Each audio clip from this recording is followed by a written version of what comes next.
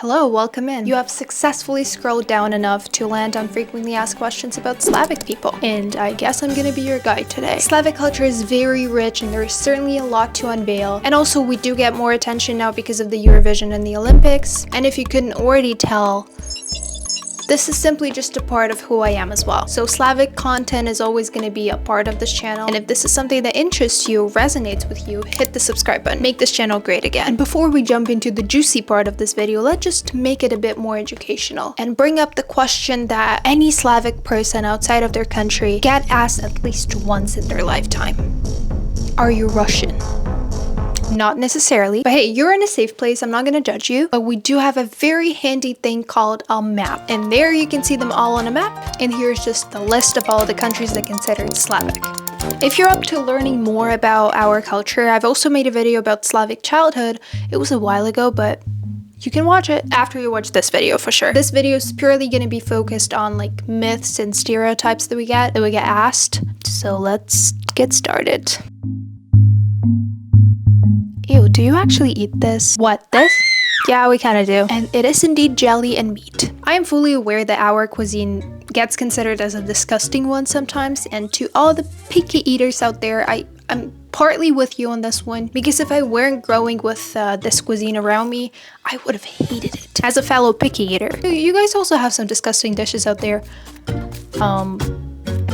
But if you think that you're completely unfamiliar with the cuisine of ours, you might be wrong, because we do have some semi-universal things. When you're going around the aisles in the supermarket, you probably saw something called pierogi. Well, this is ours. It doesn't belong to a specific country, but it is one of our traditional dishes. If you ended up having a dinner with one of our grandmas and you didn't like your food, well, that's a pity, because it is considered unbelievably rude to leave the table and leave the plate full of food. You'd be done. And that grandma would go absolutely insane. But here's one thing that I clearly remember I brought up in that video. Our sweets are delicious. Candies, chocolate, anything. If you have a chance to try it, please go try it. And even if I'm gonna repeat myself 15 more times, I don't care. Please try it. It's really good. Moving along with something that you can consume.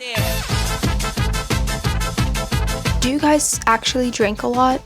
Although it's everyone's preference for sure, we quit drinking by early 20s.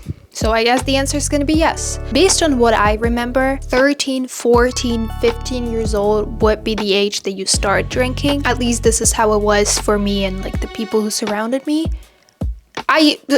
For my mom's sanity, I did not drink at the age of 13. I wasn't drinking. I started at like 16. Not that it makes it any better. And I know the very clear and good question that you might ask following what I've just said. What about IDing you? What about checking your age? It's not that nobody cares about your age and like your health. It could be way simpler. A little old lady that sits behind the counter could have just forgotten her glasses at home, and therefore she doesn't see you clearly. And therefore, if you look more than 13, you can absolutely buy any alcohol. Sometimes kids could look way older than they actually are, so it makes it easier for them to get alcohol or cigarettes. But don't get freaked out, because we also have some good news. There are official statements and statistics that Gen Z drinks less than all the previous generations. I have no idea how that's gonna be for Gen Alpha, which is the one after us. But yeah, our generation generally drinks less. Isn't that good news though? And it's not only in Slavic cultures though, it's among the whole world. The whole globe drinks less. And I've been told that millennials used to drink a lot. Okay, we've covered that. Let's just move to social interactions and like Slavic demeanor. About Christmas stuff and decoration, but I need to do it, right? Do you actually never smile? Yep. At least not in public. We do have a very simple saying stating that laugh without a reason is a sign of foolness. If you smile for no reason, you're a fool. So I could assume a lot of us just keep it in our head. But listen, no one smiles in America either, especially right now. I do have to say that some Canadians might smile, but not all. For us, I guess there's just no necessity in it. If we smile, it means that we have to start a conversation and like talk to you, too much work. Even if you end up making eye contact with someone, you would just change the direction of where you're staring because you don't want to talk. That being said, do you guys talk at all? Same thing here. If there's no necessity, we just don't care. So the answer is yes. I do have to say though, there is a very huge difference between the way we build small talks. I feel like in our cultures and just the way our language is built, I guess, even if the conversation is getting started and we start to ask questions, we are more direct and more practical in some way. And sometimes we only speak when we absolutely have to. But excuses are everywhere. You also have no clue about the other side, the dark side. Sometimes it's just a language barrier if Slavic person is outside of their country. There are some people out there that just cannot shut their mouth respectfully, and they might speak a lot. If you ask them how their day went, they're gonna tell you about their granddaughter and their cousin and the way they've built a snowman and then they went to a trip and sometimes it's just a language barrier. And that language barrier may be confused and mistaken with rudeness. So are you all that rude? Nope. We use less words in a sentence, especially when it comes to customer service. We have a different back there. And for example, a simple yes or no question will only be answered as yes or no, which as I understand some people might assume is like rude. And last and least, especially with recent trends, fashion trends, I mean, do you all wear fur coats? I don't know, the reason why it grinds my gears is probably because I've seen so many TikToks and videos about like, Slavic girl only wears a fur coat. No, ask a real Slavic what they wear at home and they'll tell you. That wouldn't be fur coats, not even gloves. And that fucking Russian song that they played anytime they have a chance to put a fur coat on them. Anyway, oh, that wasn't last, I forgot. Speaking about Russian.